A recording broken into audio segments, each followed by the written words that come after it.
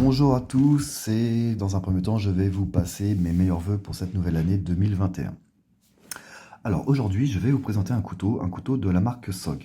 SOG pour Studies and Observations Group. Et il s'agit du modèle SOG TAC XR. Donc dans un premier temps, on va parler un petit peu de la marque SOG. Je vais vous dire ce que j'en pense et puis après on va revenir un peu plus en détail sur ce couteau, sur sa conception, sur ce que j'en pense et aussi ce qui a motivé l'achat de ce couteau. Alors SOG, donc Studies and Observation Group. Alors c'est une entreprise qui fabrique des couteaux depuis les années 80, il me semble vers 84 ou 86, et qui surfe beaucoup et un peu à tort sur la guerre du Vietnam, puisque la légende veut que SOG est extrêmement lié à la guerre du Vietnam, ce qui n'est pas vrai, puisque la guerre du Vietnam s'est terminée en 75 et cette marque-ci est apparue dans les années 80. Donc SOG n'a pas vu la rizière vietnamienne, clairement. Après, ils sont inspirés parce qu'ils ont fait une réédition d'un couteau Bowie qui équipait les Navy Seals. Et apparemment, SOG a sorti un couteau qui est assez cher et qui semblait par contre être de bonne qualité et qui effectivement était en dotation dans les unités de Navy Seals ou bien de SOG-MAC pendant la guerre du Vietnam, exactement. Donc des unités de force spéciale américaines. Voilà, donc bon, SOG et le Vietnam, pas vraiment. Pas vraiment, SOG n'a pas vu l'ombre d'une rizière ou d'une jungle vietnamienne. Quoi qu'il en soit. Alors SOG est une marque qui a un, comment dire, dont les opinions sont assez mitigées. C'est-à-dire que moi j'ai eu des SOG, hein. J'en ai eu deux SOG en fait, deux SOG qui ont connu un destin tragique. Je vais vous expliquer. Donc j'ai eu un SOG, c'était le Twitch, je l'ai eu deux fois en deux exemplaires. Donc c'est un tout petit couteau qui était bien fait, qui était beau, qui avait un acier, bon ma foi, pas extraordinaire, mais à l'époque, ça fait longtemps, hein, donc il correspondait tout à fait à mes attentes. J'étais pas aussi exigeant en termes d'acier et de qualité. Quoi qu'il en soit, ce petit couteau m'avait donné pleine satisfaction. Bon, pour l'anecdote, c'est lié avec le Vietnam et en plus c'est véridique. C'est-à-dire que j'étais parti au voyage au Vietnam avec ce couteau et pour rentrer en France, eh bien, je l'avais dans la poche, je l'avais oublié. Il était très petit ce couteau et bon, bah, le douanier vietnamien me l'a confisqué, ce qui était tout à fait normal. Donc, premier couteau, SOG, resté au Vietnam. Le second, je le portais sur moi, j'étais un petit peu énervé en moto et je l'ai perdu voilà, en me faisant de la moto. Donc, mes deux SOG ont eu un destin assez tragique. J'en étais assez content, ils étaient plutôt beaux esthétiquement, ils étaient plutôt bien faits. Mais apparemment, c'était pas l'unanimité. Et j'ai pu constater, en ayant d'autres couteaux SOG, que finalement, les assemblages n'étaient pas terribles, les matériaux n'étaient pas exceptionnels non plus, le prix était quand même assez conséquent. Et je pense que SOG en a souffert, notamment avec l'arrivée de marques chinoises qui ont proposé des aciers D2 comme acier standard, des montages quasiment irréprochables à des prix complètement compétitifs. Ce qui fait qu'en fait, bah, SOG s'est vu un petit peu bouffer des parts de marché et un petit peu décliner. Aussi, une autre chose qui est désagréable chez SOG, enfin c'est un point de vue personnel, mais je crois qu'il est partagé, c'est que SOG avait une fâcheuse tendance à mettre SOG partout à toutes les sauces. C'est-à-dire qu'on retrouvait en relief SOG, SOG, SOG, c'était SOG écrit partout, en gros, enfin c'était vraiment très très tape à l'œil, très tactique aussi. Après c'est une question de goût, hein. Les goûts et les couleurs, c'est toujours la même chose. C'est très personnel, mais bon, moi ça me plaisait pas vraiment. Ceci étant, ils ont sorti une série, donc les XR. Donc avec les XR, c'est-à-dire tous les systèmes qui ressemblent vaguement, enfin vaguement et plus que vaguement, au, à l'Axis Lock de Benchmade. Donc c'est exactement la petite, voilà, vous voyez ce petit bouton-là, ce petit bouton-ci. Un système que personnellement j'apprécie beaucoup. Je l'apprécie beaucoup parce que je l'utilise pas mal, notamment avec le CAC hein, de TB Outdoor. Et je m'amuse beaucoup avec. C'est-à-dire que c'est un système que j'adore manipuler et qui donne une grande fluidité d'ouverture et de fermeture, tout ça à une main, donc c'est vraiment génial. Donc SOG a repris un peu cet Axis Lock, donc ils l'ont appelé, je crois, XR. Je crois que c'est ça, hein, c'est pour ça qu'il y a l'appellation. Et c'est un système que j'apprécie beaucoup. Ça a motivé l'achat de ce couteau aussi parce que je jouais vraiment beaucoup avec mon CAC, mais sauf que mon CAC, c'est un couteau très utilitaire, c'est un grand couteau, donc en EDC, il est vraiment très limite. Le couteau que voici est quand même assez grand, et en EDC, il est limite aussi, mais il est portable. Alors regardons un peu plus en détail ce couteau. Déjà, on a une belle forme de lame, vous voyez, avec une belle courbe, ce qui le rend vraiment avec une bonne possibilité de coupe, d'exploitation, c'est vraiment sympa. Très polyvalent. C'est un couteau qui est assez grand, hein, donc là, je n'ai pas les mesures en tête, mais il doit faire à peu près peut-être 20 centimètres déplié, donc avec une lame qui doit être à peu près dans les 9 centimètres, hein, je pense, au bas mot, avec un tranchant, on va dire, de 8,5 centimètres. Bon, là, je vous le fais approximativement, mais c'est pour que vous ayez une idée. Une lame qui est assez fine. Une lame qui est assez fine, mais ma foi convenable, c'est comme il faut. Et on voit qu'il y a donc marqué Cryo D2. Alors Cryo D2, je suppose que c'est une trempe d'acier, donc sur l'acier D2. Qu'est-ce que ça vaut concrètement? Je ne serai pas en mesure de vous le dire. Quoi qu'il en soit, moi, en première observation, et je trouve qu'il y a un truc qui est bien, qui me plaît bien, c'est qu'il a une légèrement, alors on ne le voit pas à l'image, mais la lame est légèrement flexible. Moi, personnellement, j'apprécie beaucoup. D'ailleurs, c'est un reproche que je faisais beaucoup à des lames en D2, notamment des chinois, où vraiment la lame est très rigide, il n'y a absolument aucune souplesse. Alors c'est toujours la quête de la plus grande dureté d'acier, etc. Mais c'est toujours aussi une histoire de compromis. C'est-à-dire un acier dur c'est très bien, mais un acier dur c'est plus cassant qu'un acier qui aurait un peu de torsion.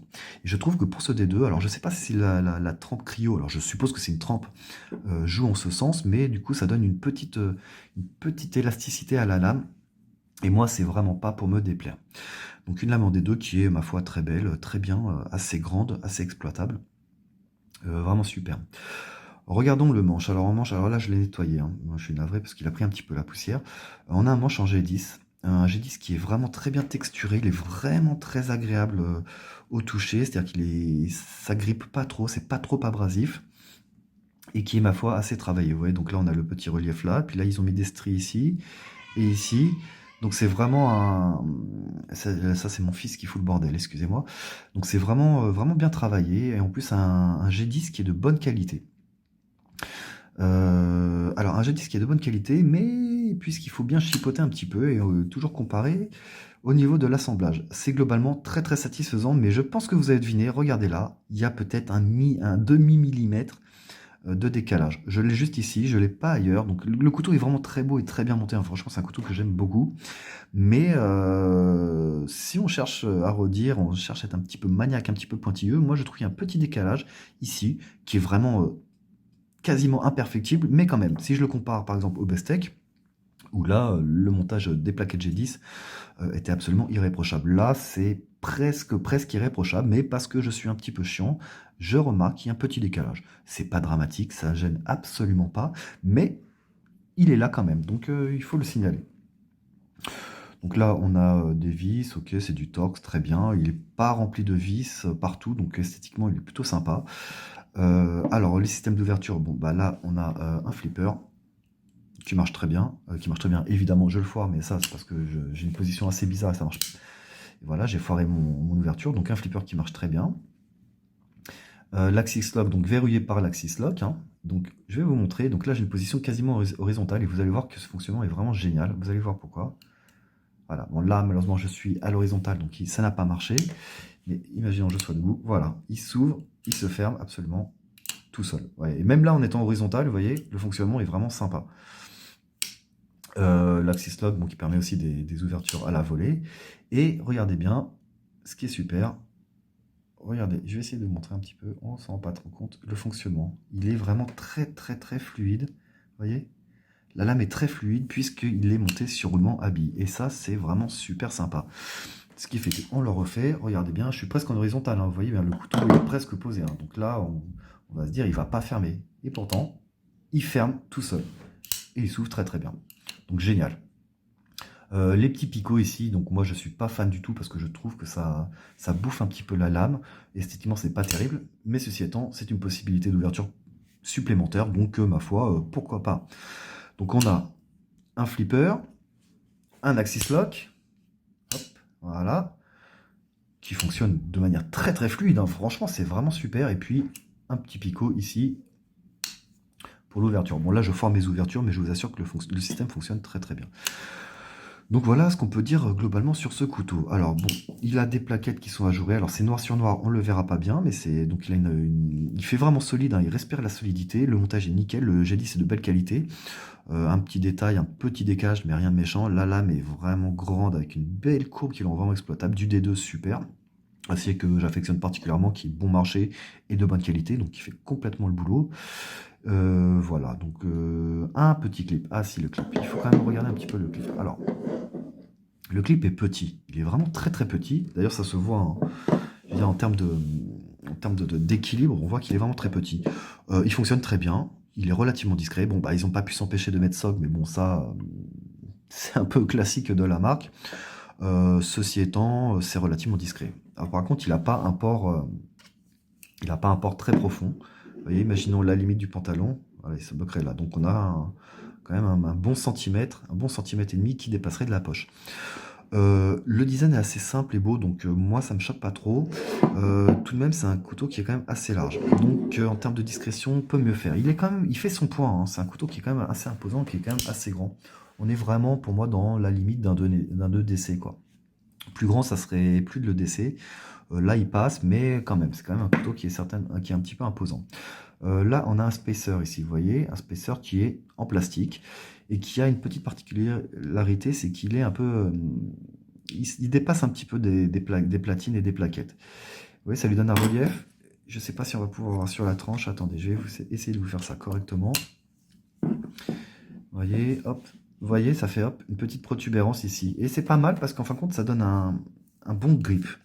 Ça donne un bon grip, donc c'est assez sympa en termes d'ergonomie. Il est vraiment pas mal, hein. Vraiment, le couteau est beau, hein. Vous pouvez regarder, hein, c'est vraiment bien fait. Il est vraiment très très propre.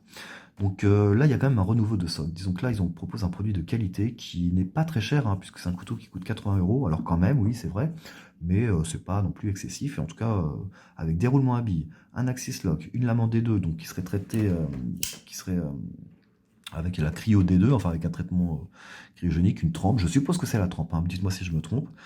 Mais quand même, il y a un effort. Alors aussi, au niveau du design, moi, je le trouve vraiment pas mal. Je trouve qu'il est équilibré au niveau de son aspect. Vous voyez, je trouve qu'il est assez beau, qu'il est assez bien équilibré, avec une superbe ergonomie. L'ergonomie de ce couteau est vraiment géniale.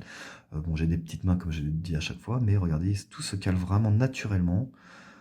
Voilà, il est vraiment, vraiment très sympa. Et même en prise poignard, il est vraiment, vraiment très agréable. Donc je trouve qu'il a une très bonne ergonomie, une lame qui est vraiment très exploitable.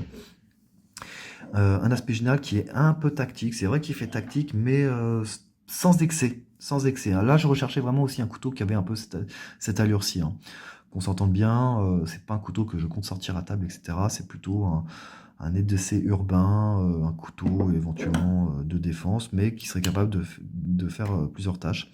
Et vraiment, j'en suis très très satisfait, hein. Ça fait maintenant un bon mois que je le porte. Il est bien. Il est quand même imposant en poche. Quand même, il est un petit peu imposant en poche, je trouve. Il est un peu lourd. Mais après, il est de bonne facture et il est vraiment très agréable. Enfin, j'adore jouer avec. Franchement, j'adore jouer avec. Il marche super bien, quoi. Comme vous pouvez voir, c'est vraiment génial. Et là, avec. Regardez, je balance un petit peu tout ça. Ah non, vous ne voyez pas. Regardez là. La fluidité du fait qu'il y ait un roulement à billes avec ce couteau, c'est vraiment super. Et le roulement à billes mêlé au système d'Axis Lock le rend vraiment très agréable. J'adore jouer avec. Franchement, j'adore jouer avec. C'est un beau couteau, un bon couteau. Voilà, donc 80 €, je trouve que c'est quand même un truc pas mal. C'est quand même une bonne affaire, je pense. Et si vous cherchez un couteau tactique, mais sans être vraiment trop agressif, avec vraiment une multitude de possibilités d'ouverture. Donc l'Axis Lock, le picot et ainsi que comment dire, le flipper, ça rend ce couteau vraiment, vraiment très, très pratique. Complètement ambidextre. Vous voyez, on peut changer le clip. Et qui s'utilise à une main sans aucun problème, vraiment un couteau que j'affectionne particulièrement. Voilà les amis, bah écoutez, je souhaitais vous présenter ce couteau. Dites-moi ce que vous en pensez. Moi honnêtement, je suis vraiment convaincu par ce couteau-ci, donc le SOG TAC XR, SOG pour Studies and Observation Group, qui n'a rien à voir avec la guerre du Vietnam. C'est que du marketing, mais en tout cas, la qualité perçue est là. et vraiment, vraiment très intéressant. Je ferai peut-être dans quelques mois une vidéo de retour concernant cette lame qui est en D2, me semble vraiment intéressante de par ce cryo D2, j'imagine, qui donne un peu une flexibilité à l'acier et c'est très bien. Sinon, il n'y a absolument pas de jeu de montage et il est vraiment très très bien monté. Donc voilà les amis, je souhaitais vous présenter ce couteau-ci. Je vous souhaite tous une excellente année 2021 avec beaucoup de réussite, beaucoup de santé, enfin vraiment que vous soyez comblés à tous les niveaux. Et on se retrouve bientôt. J'ai des vidéos qui vont arriver, j'ai des Spyderco à vous présenter, 2 Spyderco que j'ai depuis un moment. Je vais vous les présenter. J'hésite à vous faire une vidéo sur le FAMAS. Alors si ça vous intéresse, dites-le moi. Je suis un petit peu réticent, mais la vidéo est déjà prête en fait. Je sais pas si je la posterai. Quoi qu'il en soit, portez-vous bien. Éventuellement, jetez un coup d'œil sur ce couteau-ci. Moi, j'en suis content. Un bon système de fermeture, une bonne qualité, un bon montage. 80 balles, ouais, je dis oui. Je suis content, je ne regrette pas. Voilà les amis. Bonne journée à vous. Bonne soirée, bonne semaine et bon courage. On se retrouve bientôt sur ma chaîne. Ciao!